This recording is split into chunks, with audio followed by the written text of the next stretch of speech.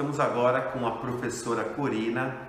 A professora Corina é professora de História do Ensino Fundamental. Tudo bem, professora? Tudo bem, prazer estar aqui.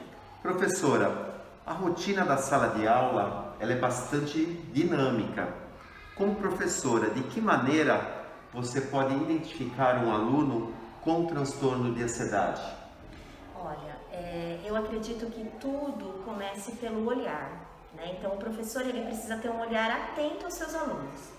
E uma criança ela dá indícios que ela tem aí o transtorno de ansiedade com agitação, inquietação, fazendo os mesmos movimentos sempre, até introspecção, né? Muitas perguntas quando eles começam a perguntar sem parar sobre um determinado assunto.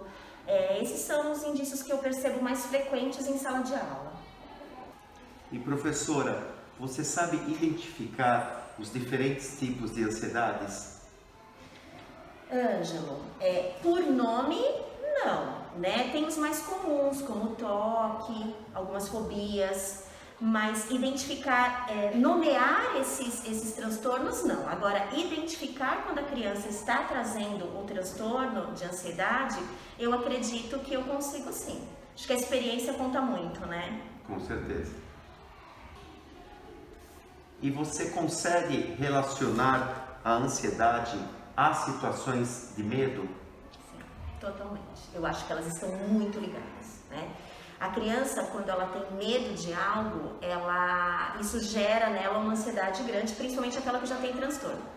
Um exemplo bem típico disso é quando você fala para fazer trabalho em grupo. Então, hoje nós vamos fazer trabalho em grupo. Então, a criança que tem ansiedade, ela já começa.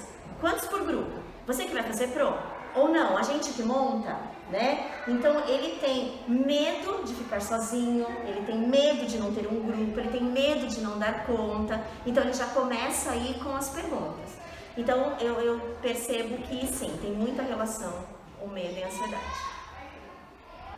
Sabemos que a ansiedade atinge cerca de 7% da população, isso no período antes da pandemia, ok? Professora, como você busca mediar situações relacionadas à ansiedade no cotidiano da sala de aula? Ângelo, eu volto a falar da questão do olhar, né? Eu acho que é muito importante como professora, e aí a professora, eu também sou professora dos pequenos, eu também dou aula para o Fundi 1, e a prática que eu uso é a mesma, Fundi 1, Fundi 2, acho que é muito importante a rotina. Então, ajuda muito a criança, ela entender aquilo que vai acontecer na aula, né? Então, hoje vai ter uma explicação, vão ter algumas atividades, vamos fazer um trabalho em grupo, porque isso vai acomodá-la àquilo que vai estar acontecendo. Então, esse é o primeiro ponto e é uma prática que eu uso em todas as salas que eu entro.